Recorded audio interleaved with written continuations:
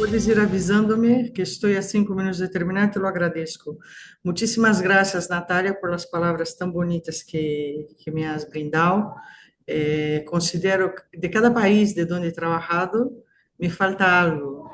Entonces, como dice mi marido, yo no soy de ninguna parte, soy de todas las partes, porque siempre protesto cuando estoy en España que me falta el ceviche de aquí, que me falta la comida de aquí, que me falta la amabilidad del Perú. Entonces, considero que soy peruana de corazón y además me parece fortísimo el lema Mujeres construyendo a mujeres, que es lo que desde MLC, de Women in Construction, Comité Marianne de la Embajada de Francia y de la Cámara de Comercio Peruano-Francesa, es el lema empoderar a otras mujeres, ayudar a otras mujeres. Entonces, mujeres construyendo mujeres. Entonces, es un honor para mí que estar aquí, invitado por ustedes. Empiezo la presentación. Me dizeis se podéis ver, compartir. ¿Me podéis ver la presentación? Sí, un momentito que cargue, Mara, y yo te aviso. Sí, ya se puede ver. Si lo amplías, por favor. Perfecto. Entonces, lo que os quero comentar é um pouco algumas ideias que hemos aprendido não só em los distintos formações, porque como disse Sir Vivian Hansen, eu sou um aprendiz, estou sempre aprendendo.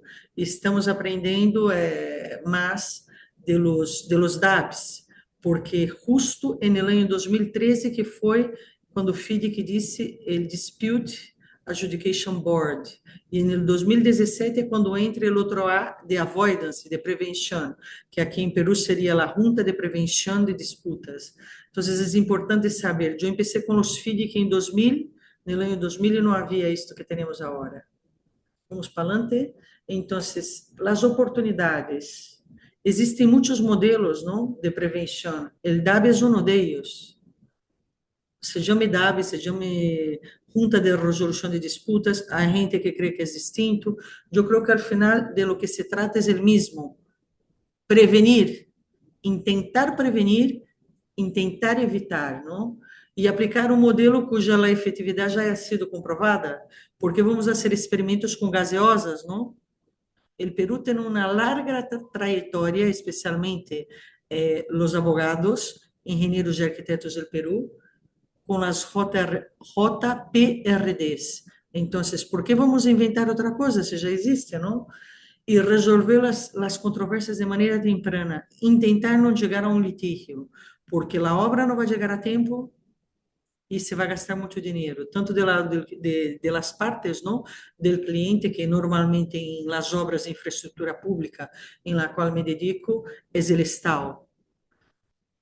A seguinte, então, la DRBF, que é a Dispute Resolution Board Foundation, que nos regula e nos dá cursos de formação, tem três patas. Um é o foco no usuário, excelência ante todo, inclusão e diversidade.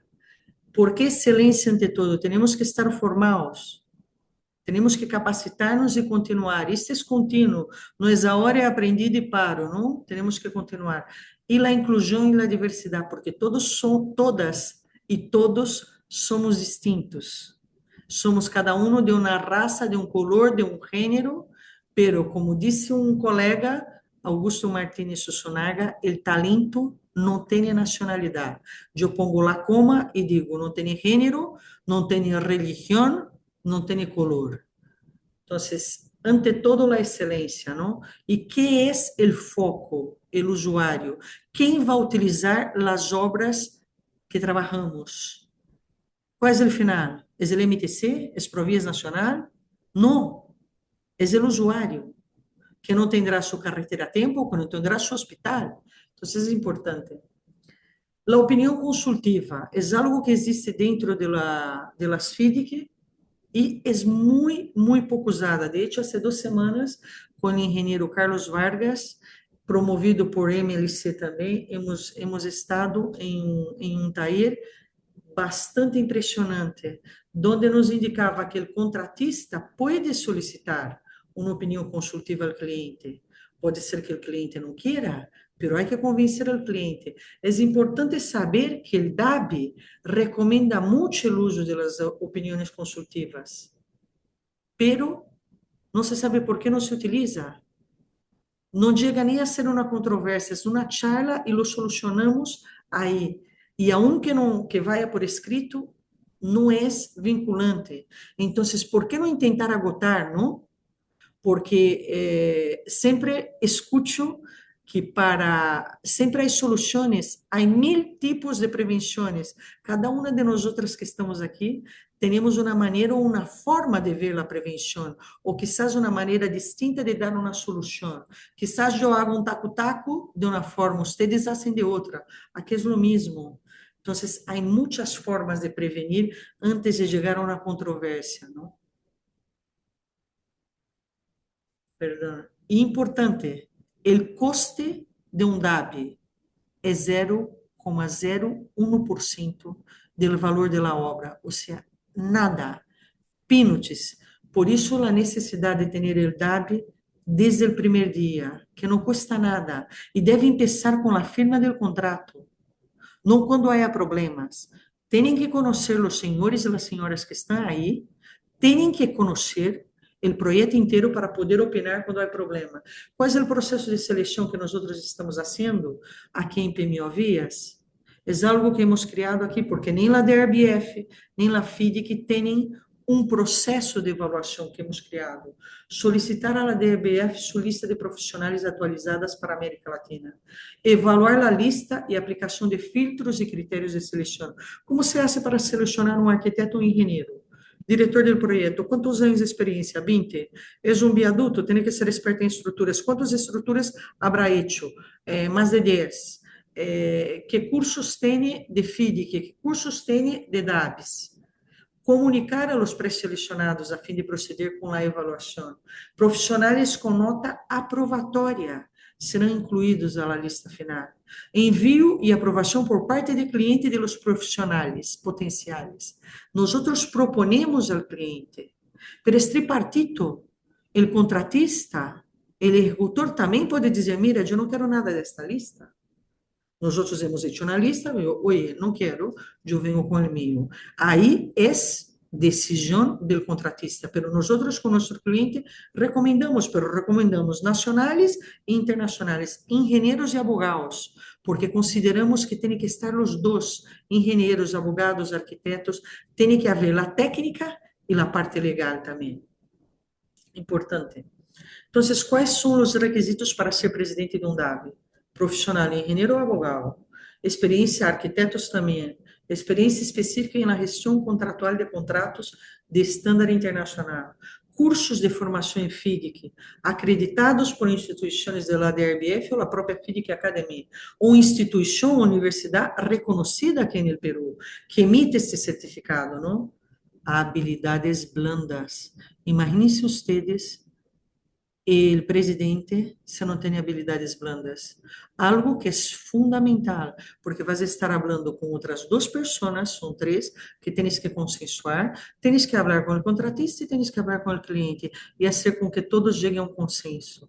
E não é fácil se um não tem habilidades blandas, não? E, sobretudo, integridade e ética. Sobre todo isto, não estamos para generar mais problema, estamos para solucioná-lo. O processo assegura objetividade, diversidade e transparência, porque é por meritocracia. Então, a DRBF é reconhecida porque é imparcial, é internacional.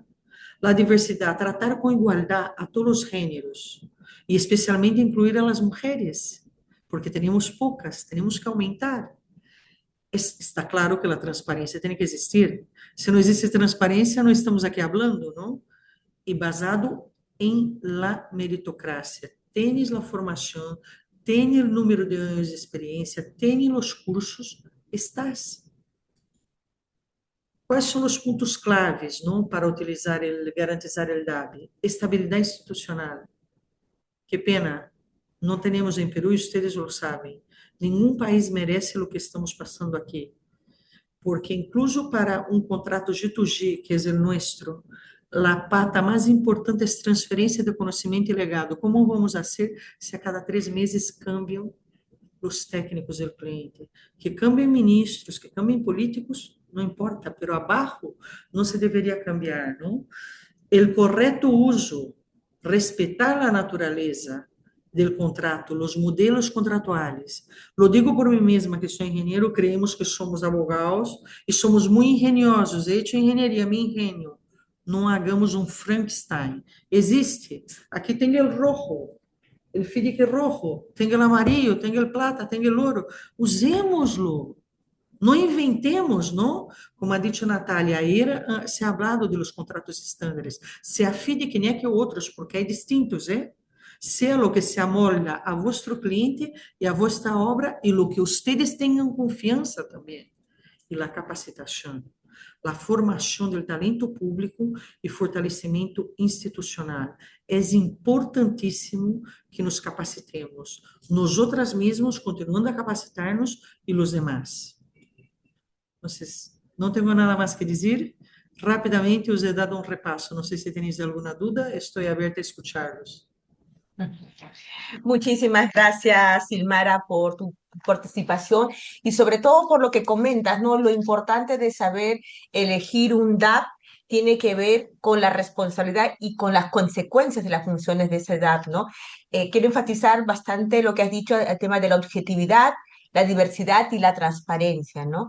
Entonces, el hecho de elegir a una entidad neutral como la es la DIRBIEF, lo que garantiza en este caso es que puede ayudar al trabajo que tiene de la PMO, al cliente, que en este caso es el MTC, y a los contratistas que vayan a participar en la ejecución de este proyecto, pues que puedan elegir de la lista a los mejores que los puedan representar, ¿no? Entonces eso es lo que se busca para garantizar que haya una mayor fluidez en la ejecución del contrato, ¿no? Pues muchas gracias, Silmara, y solo para indicar que Silmara es la gerente de la gestión de proyectos de la PMO justo para el proyecto que ve la nueva carretera central, la Vía Expresa Santa Rosa y el Puente Santa Rosa, ¿no? Entonces están justos inmersos escogiendo a quiénes son los mejores candidatos para que puedan dentro de todo este ecosistema que seguramente es inmenso y en lo que Mara tendrá que ver bastantes cosas, pues una de esas patas o ramas, mejor dicho, es la elección de los DAF, ¿no? Muchas gracias, Silmara, por tu participación. Ahora Gracias a vamos a ustedes. pasar con la ingeniera Nancy Alba Tafur. Nancy es egresada de la Universidad Nacional de Ingeniería y bueno, yo tengo la fortuna de conocer a Nancy porque hemos compartido bastantes espacios. Ella es experta en ley de contratación del Estado y también con bastante formación en temas de contratos estandarizados y se desempeña sobre todo como miembro de JRD, ya sea como miembro adjudicadora o como presidenta también, ¿no? Y además es mentora y como decía Silmar hace un momento, también es una mujer apoyando y ayudando a otras mujeres a esa visualización que tenemos que tener. Nancy es una ingeniera muy reconocida, y lo tengo que decir así, que comparte mucho los conocimientos. Tengo la fortuna de compartir espacios en los que siempre es tan precisa y generosa compartiendo, inclusive cuando tenemos alguna, vamos a decirle, problema o alguna duda, siempre está ahí para dar su opinión, pero no una opinión sesgada, sino una opinión concisa con fundamento y nombrando los artículos también, ¿no? Entonces yo siempre agradezco eso de Nancy, de esa capacidad que tiene para compartir.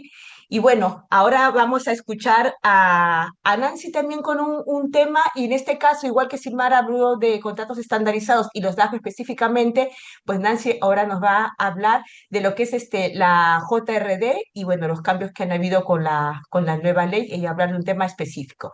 Nancy, adelante, por favor. Muchas gracias, Natalia, por la presentación que me has hecho.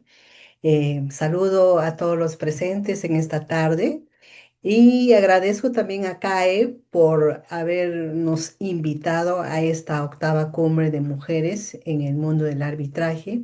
Y esta vez vengo representando a las mujeres líderes en construcción. Es importante para nosotros como mujeres estar participando y demostrando que estamos participando de manera igualitaria en el mundo de la construcción. Y más aún, estar acompañada con este grupo de profesionales en esta mesa. Voy a compartir mi presentación.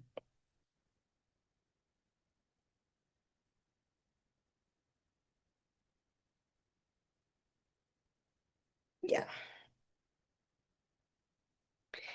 Eh, He tenido como antecesora a Silmara, que me va a dar mucha área para poder hacer una similitud con lo que se viene haciendo con la normativa del Estado, con la ley 30225 y esta nueva ley que está en práctica últimamente, la 32069. Yo he elegido este tema, que es la importancia de haber normado la función preventiva para la JPRD. Si nosotros recordamos, con la ley 30225, las competencias de la Junta de Resolución de Disputas estaban a ver, estaban normadas básicamente para cuatro, ¿no? Pero principalmente para emitir decisiones y para absolver consultas. La parte preventiva era una situación bastante delicada de hacer porque no estaba normada, había una línea muy delgada entre hacer una función preventiva y poder aparentar una imparcialidad en las actuaciones que podría tener la Junta. Pero yo veo que últimamente con la nueva ley 32069 trato de verlo con optimismo. Algunos artículos que han mejorado, si bien es cierto, toda la ley, todo el reglamento no es perfecto, todo es perfectible. Hay situaciones que creo que van a dar mucha viabilidad a las obras. Y uno de estos artículos es las competencias actuales o las funciones de la JPRD. Como podemos ver en esta pantalla que estoy mostrando, si bien es cierto, son cuatro, ahora en la primera existe una que es la principal, que es la prevención de desacuerdos. Y como pueden ver, incluso se ha cambiado el nombre de esta JRD a JPRD. Entendiendo pues que la función principal, aunque no lo dice, pero del punto de vista de la experiencia de nuestro trabajo, debemos entender pues que la prevención de desacuerdos debe ser la primera función que deberíamos como adjudicadores desarrollarlo con mayor incidencia. Este, Ahora, esta función ha sido es desarrollada de manera expresa en estos artículos. Fíjense, por eso es que yo tomé este tema para ver cómo ahora la función preventiva en el reglamento tiene un artículo que lo desarrolla con bastante o con una suficiente extensión para poderlo aplicar. Pero la forma de hacerlo normalmente pues está más extendida en lo que es la directiva. Entonces, en la directiva que ahora controla, digamos, las actividades y todo lo que está relacionado a la Junta de Prevención y Resolución de Disputas, que es la Directiva 02-2025, vamos a encontrar 5 situaciones en las que expresamente el Estado nos facilita para poder hacer esta función preventiva. Y una de esas es, o la primera, es que ahora la JPRD promueve reuniones. Fíjense, yo siento acá que el Estado peruano ha copiado un poco las buenas prácticas que se realizan en los contratos estandarizados. Antes nosotros no podíamos como adjudicadores promover reuniones con con áreas diferentes. Las situaciones solamente se daban entre las partes. ¿Y las partes quiénes eran? El contratista y la entidad. Sin embargo, ahora la normativa nos permite hacer reuniones fíjense, con el área usuaria, con los subcontratistas, con los proyectistas y con esta cuarta opción nos da una apertura total para que la Junta pueda decidir con quiénes poder hacer reuniones de tal manera que alguna situación pueda prevenir cualquier controversia posterior. Las reuniones tienen finalidades o tienen enfoques colaborativos para evaluar posibles riesgos. Esto son buenos usos o buenas actuaciones que tienen en los contratos estandarizados. Y esto ayuda bastante. Por ejemplo, yo quiero un poco anotar lo que voy a hablar con ejemplos. Fíjense qué importante cuando uno tiene un problema. Voy a hablar de un problema de una obra que conozco. Qué bueno es reunirse con un proyectista. Se trata en este caso de una obra bastante grande, de una carretera en la que se requería una gran cantidad de materiales de agregado. Entonces, cuando el proyectista hizo su trabajo, hizo el expediente técnico, evaluó un par de canteras que tenían una calidad de material muy buena, con la cantidad necesaria para hacer la obra. Pero cuando la obra se ejecuta, bueno, las canteras normalmente son comerciales. La obra se ejecuta después de un par de años, el contratista viene y empieza la obra y el material se le acaba. Entonces la consulta del contratista es, ¿y ahora de dónde saco material? Proyectista, tu cantera no tiene la cantidad de material.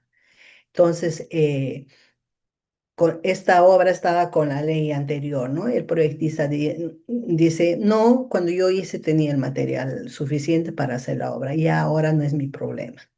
Pero si estaría con esta ley, fíjense qué importante, porque podemos traer al proyectista para que nos pueda ayudar y decir si verdaderamente ya no está el material, porque ustedes se han demorado en hacer la obra, etcétera, etcétera. O sea, una reunión del proyectista podría ayudar para que se pueda evitar algún problema posterior, evitar que los riesgos se materialicen. Un segundo punto que considera la directiva es la siguiente, que la Junta utiliza la matriz de riesgos como herramienta clave para la prevención, asegurando su actuación y ajuste continuo conforme al avance del proyecto. O sea, en otras palabras, que la Junta debe hacer el seguimiento de una matriz de riesgos que puedan tener las partes, incentivarles a que ellos en trabajo conjunto puedan ir actualizando, puedan ir controlando y puedan ir previniendo cualquier situación que más tarde podría generar un problema que podría modificar tal vez el plazo o el costo del proyecto. Es bastante importante también, ¿no? Un tercer punto es esto que anota que antes de enviar una carta de intimación por incumplimiento de obligaciones, importante, dice, las partes pueden solicitar a la JPRD convocar una reunión de emergencia para intentar resolver el conflicto de manera directa y preventiva. Qué importante es esto. Fíjense, existen muchos casos, por ejemplo, cuando una carta de intimación, que a veces podemos no darle importancia, es cuando el supervisor pueda pedir un calendario acelerado. Un ejemplo, en una de las obras que conozco pidieron un calendario acelerado porque realmente el contratista estaba aparentemente retrasado. Pero ¿qué es lo que pasa? Que esta entidad, no sé, por falta de diligencia, falta de conocimientos o no tengo conocimiento exacto, porque no tenía los recursos económicos y durante todo el año venía debiendo al contratista 3 o 4 meses, 3 o 4 meses, en una obra de gran envergadura en la que le debe en el orden de 20 a 30 millones, sumada las 3 o 4 deudas. Sin embargo, llega un momento pues que ya no puede cumplir con el cronograma valorizado y el supervisor le pide un cronograma acelerado. Entonces, acá las partes, fíjense la importancia, pueden solicitar a la JPRD una reunión de emergencia para resolver el conflicto. Es decir, que podrían solicitar JPRD, cronograma acelerado corresponde, a pesar que no me pagan, estos son los documentos, vengan, vamos a sentarnos y ver si corresponde o no.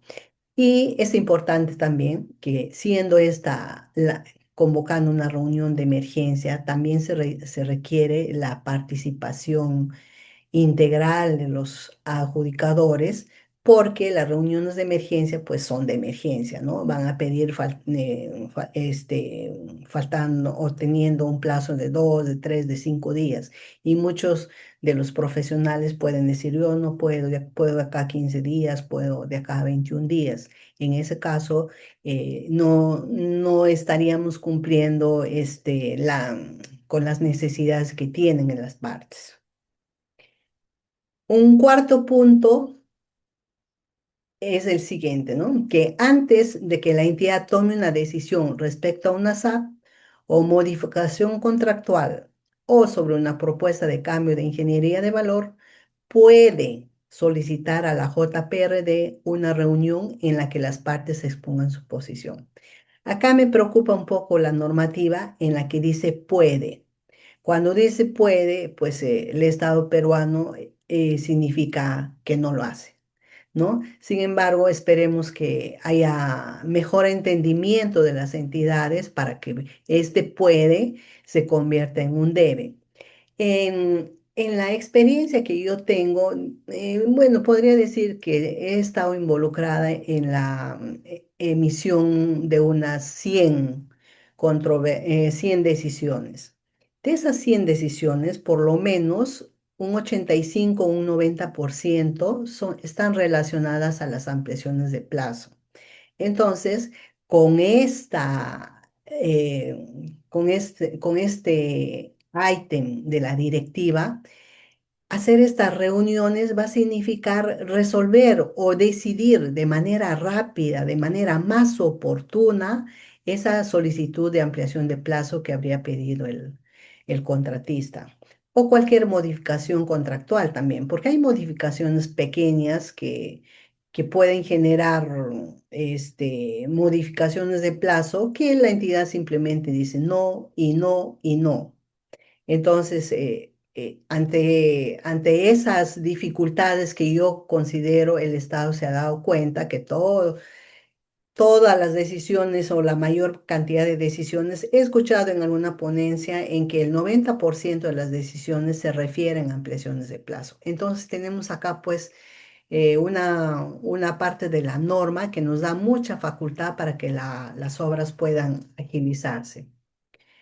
Y por último, para los trabajos adicionales, las partes pueden registrar en el cuaderno de incidencias y tratarlo como tema en la agenda de visita de obra para garantizar su adecuada discusión y seguimiento.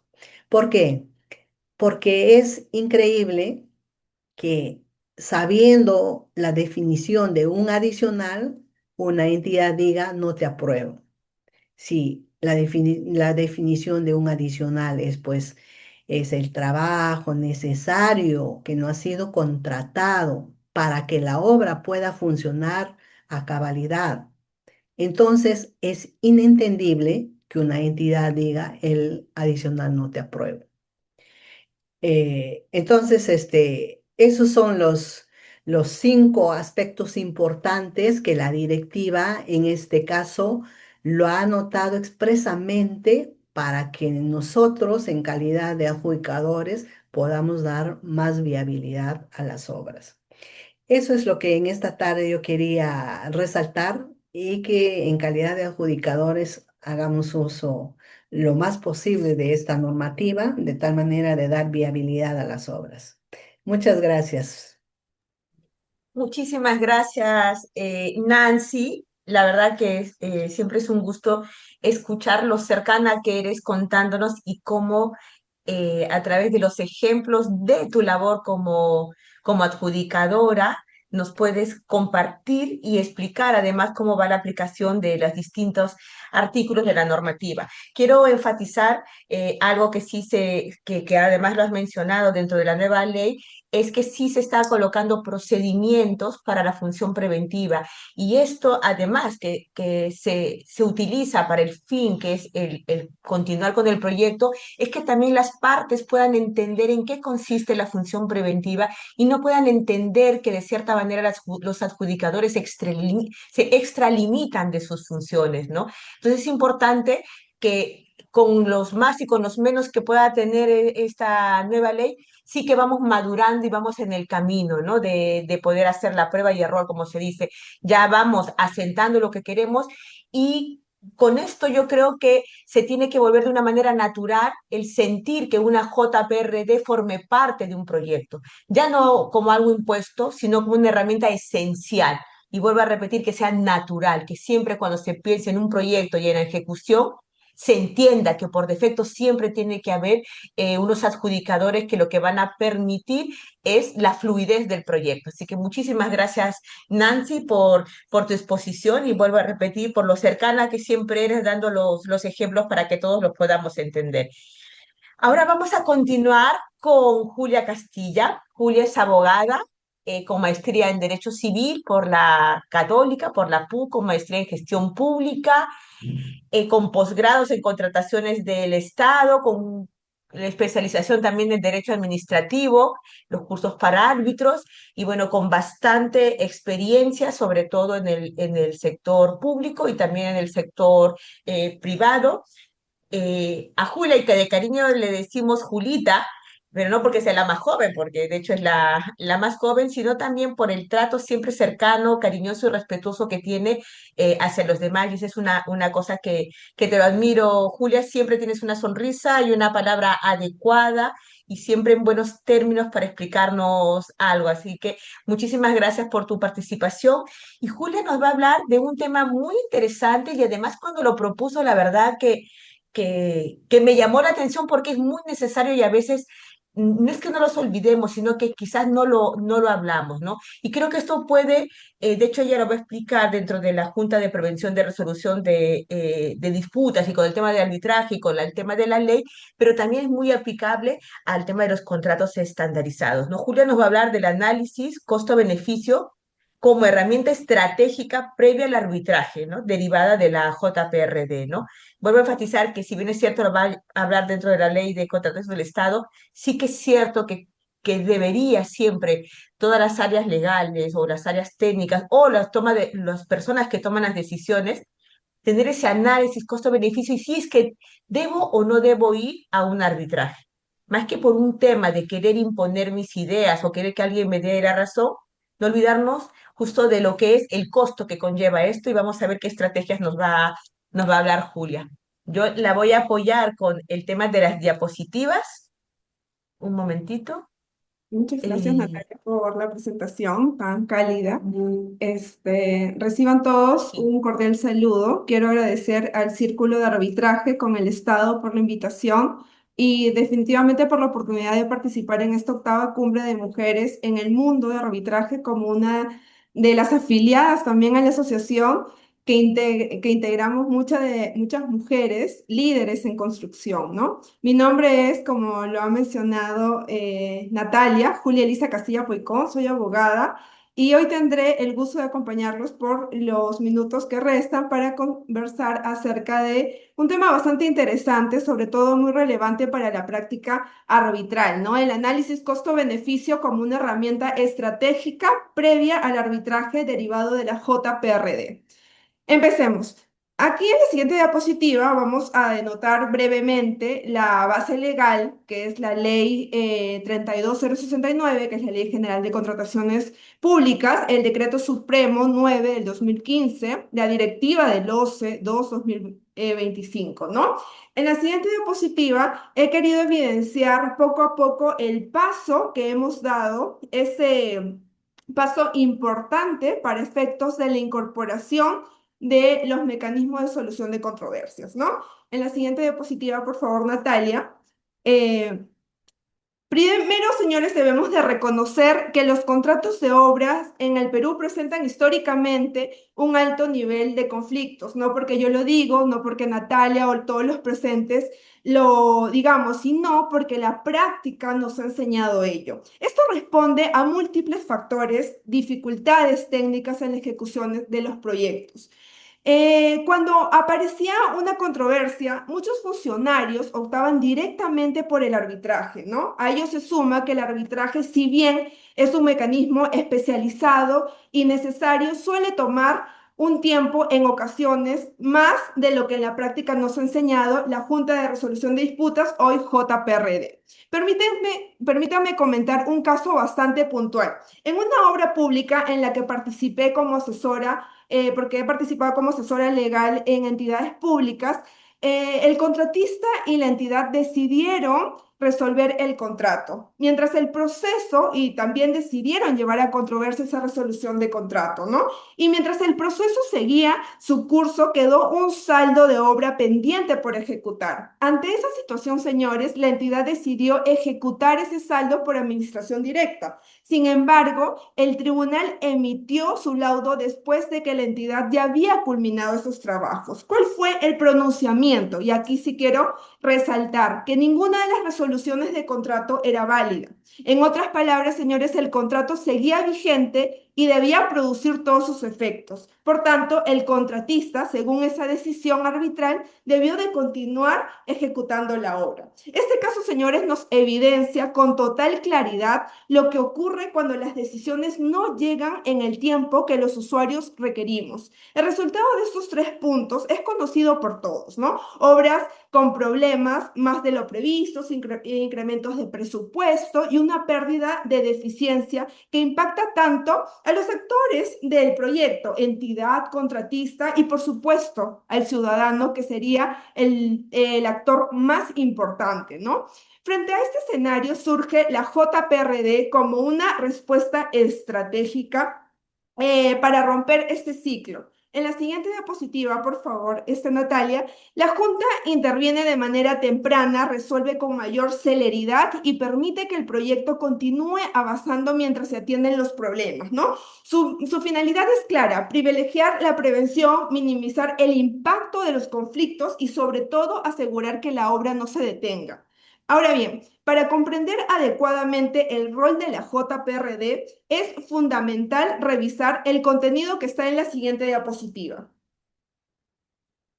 El artículo 353 del Reglamento de la Ley General de Contrataciones Públicas, que regula las decisiones vinculantes. Y he querido, de alguna manera, enlazar mi posición con esta función sumamente importante de la Junta. En primer lugar, debemos tener claro que las decisiones que emite la Junta es de obligatorio para ambas partes, ¿no? Incluso cuando las decisiones se aclaran o se corrigen. Y en segundo lugar, señores, esta decisión tiene un efecto importantísimo porque constituye mérito ejecutivo y no solo eso, sino que además habilita a la parte afectada a resolver el contrato si el incumplimiento afecta una obligación importante y una obligación esencial. El tercer punto que quiero destacar acá, y debemos mirar la relación de esta decisión con el arbitraje. Aquí la normativa es clara y señala que el agotamiento del procedimiento ante la Junta es un presupuesto de arbitrabilidad. Y hay dos reglas aquí que quiero ya entrar al tema motivo de esta presentación. Hay dos reglas que marcan una diferencia fundamental en la lógica del sistema. Es que la entidad quien evalúa si somete o no una controversia a arbitraje. Y esa decisión, señores, debe estar sustentada con un análisis, perdón, costo-beneficio. Ya no es un trámite de alguna manera meramente automático. En este caso, la entidad debe justificar su posición y definitivamente debe rendir cuentas porque amerita un tema de responsabilidad. Entonces, frente a ello, la JPRD no forma parte del arbitraje, también es importante destacarlo y en unos minutos también vamos a conocer. En este caso, la normativa introduce un elemento crucial para las entidades, el elemento del análisis costo-beneficio. Y este elemento, conforme ustedes lo pueden ver en pantalla, es base para decidir si corresponde o no acudir a la vía arbitral. En la siguiente diapositiva podemos denotar qué significa en la práctica ello, ¿no? Y nosotros vamos a conocer brevemente, le voy a dar algunos puntos bastante importantes. ¿Por qué? Porque la ley establece que la autoridad de gestión administrativa, en la anterior diapositiva, por favor. La ley establece que la autoridad de gestión administrativa, sobre la base de un sustento técnico y legal emitido por la Procuraduría Pública, debe evaluar si realmente es conveniente llevar a controversia arbitraje. Ya no es una decisión, como les dije, automática. Aquí se evalúa costo-beneficio, es decir, ponderar los costos, el tiempo, los recursos, por ejemplo, también los riesgos también de acudir a arbitraje. No se trata solo de los aspectos económicos, sino también del impacto operativo y de la duración del procedimiento arbitral. También nos podemos enmarcar en una evaluación caso por caso, y esta es una exigencia, no porque yo lo digo, sino porque lo dispone la misma norma, porque la norma exige que la decisión de adoptar de recurrir a la vía arbitral se debe evaluar caso por caso, controversia por controversia de manera individual. No se puede generalizar criterios ni replicar decisiones previas. Cada disputa tiene su propia complejidad y su propio impacto. Además, tenemos que tener en claro las consecuencias del incumplimiento, ¿no? La entidad debe valorar los riesgos de no cumplir con la decisión. Recordemos, señores, que esta decisión es vinculante, conforme los dije de manera preliminar, y constituye mérito ejecutivo, por lo que desatenderla puede generar contingencias aún mayores. En resumen, la pregunta que se debe formular las entidades y que debemos de responder a cabalidad y de manera no sesgada, sino de manera sustentada, es principalmente,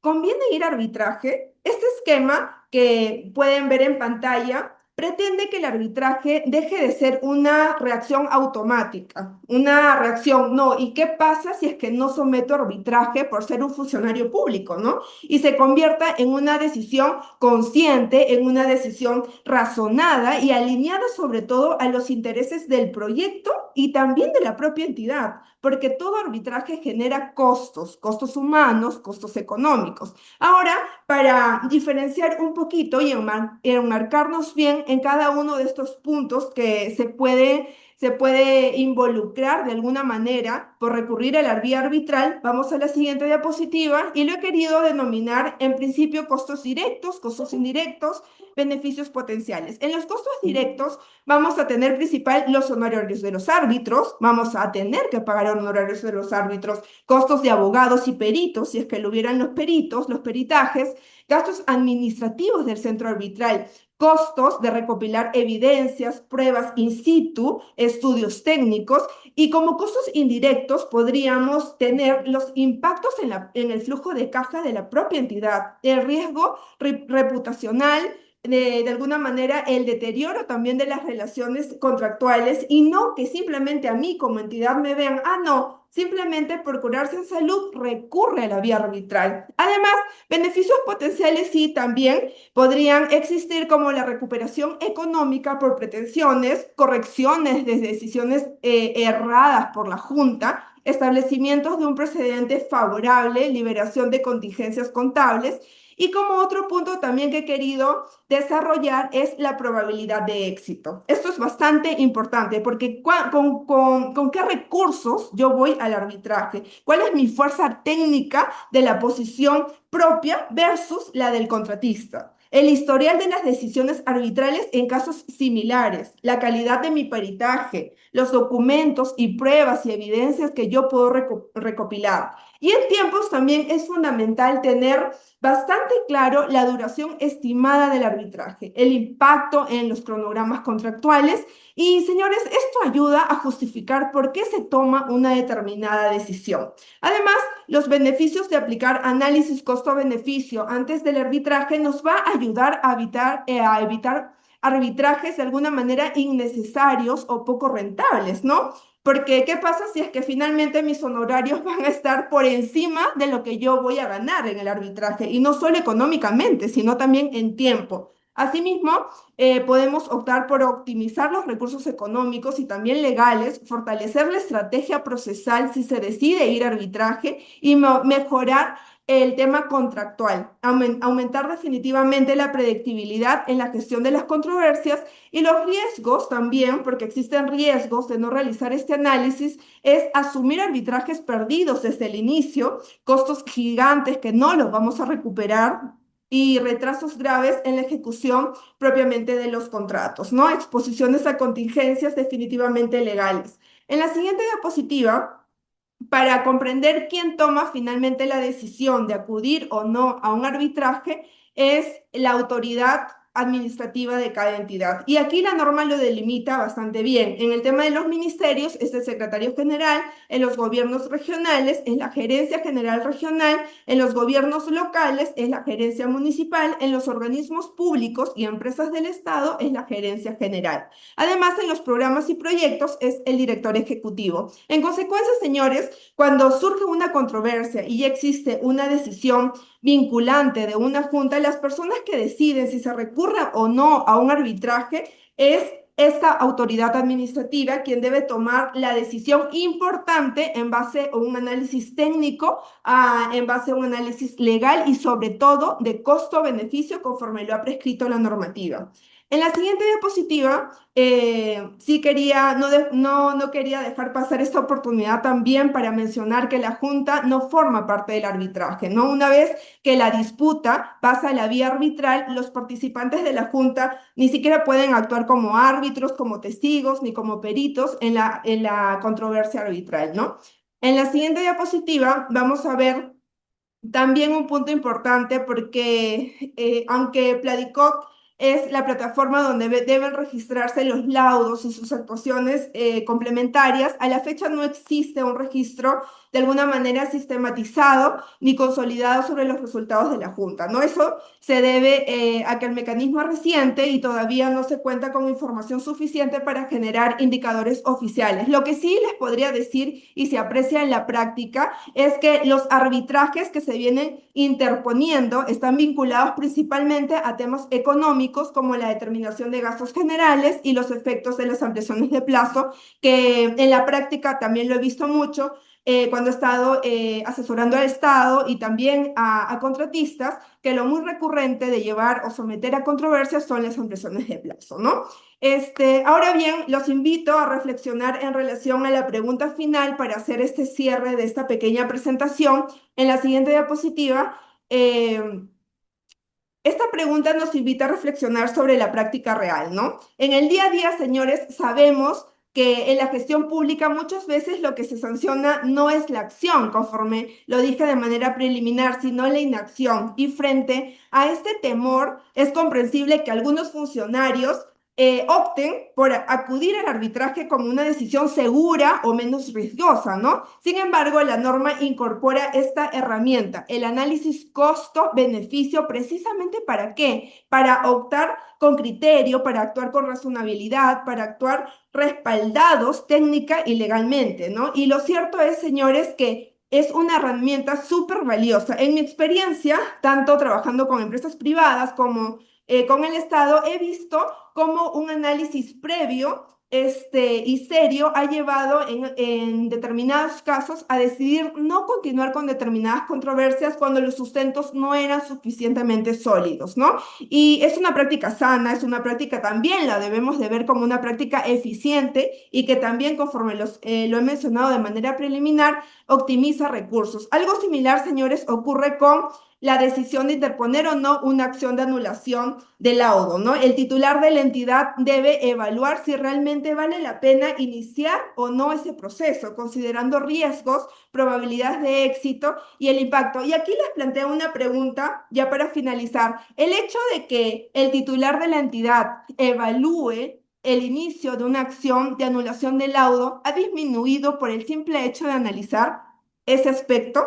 En la práctica entendería que no, porque finalmente en la práctica existen muchos recursos de anulaciones de laudo que definitivamente lo que se hace es en el camino entorpecer la finalidad de un laudo, que debe de ser ejecutado desde su inicio y debe surtir todos sus efectos desde emitido el laudo. Con eso quería terminar la presentación y con esta pregunta, y la última pregunta también haciendo un símil con lo que pasa con la decisión para acudir a la vía judicial con la anulación del laudo, ¿no?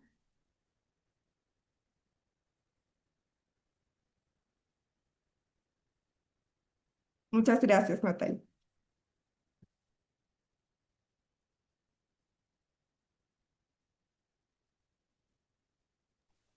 Muchas gracias, Julia. La verdad que muy interesante el hecho de tocar qué pasa después, ¿no? Se termina la obra, se entrega y cómo se quedan las partes con las decisiones que tomó la JRD contemporáneas a la ejecución de la obra y la responsabilidad de las partes de llevarlos o no a un arbitraje, ¿no? Y la responsabilidad parte, como bien has explicado, de datos, de hacer un análisis de costo-beneficio para ver si es interesante o no interesante poner un arbitraje. Bueno, pues muchísimas gracias a estas magníficas expositoras. La verdad que ha sido un gusto poder escucharlas, aprender de ustedes y... Y es interesante cómo distintos aspectos, tanto los contratos estandarizados con los megaproyectos que se están teniendo ahora en Perú, que Silmara nos ha hablado de cómo elegir a los miembros DAP. Nancy, que nos has hablado desde tu experiencia, desde in situ como adjudicadora, cómo esa función preventiva se está colocando en procedimientos para que se pueda entender mejor, ¿no? Esa prevención. Y Julia, y tú que nos has traído, pues, ¿qué se hace después? Entonces, muchísimas gracias. Y solo quiero enfatizar que nosotros somos un panel que somos multiplural, como digo yo, tenemos ingenieras, abogadas y arquitectas, ¿no? Entonces, ese es lo rico de mezclar las experiencias, los conocimientos y sobre todo los puntos de vista. Quiero enfatizar una cosa que lo dijo Silmara y se me pasó decirlo, el de no olvidar el tema de las habilidades blandas, ¿no? No solo para una función preventiva, sino para en general, para nuestra vida, para cómo nos portamos frente a los demás, cómo recepcionamos lo que los demás nos comentan, nos dicen, cómo nos paramos responsables. A veces ante críticas o entre elogios también, ¿no? Entonces las habilidades blandas es para nuestro día a día y para nuestra vida. Así que muchísimas gracias al CAE por esta amable invitación, porque somos parte de la 8ª Cumbre de Mujeres en el Mundo de Arbitraje. Así que, Alondra, te doy el pase, por favor, y muchísimas gracias con todos. Muy buenas noches. Hasta luego, gracias. Gracias.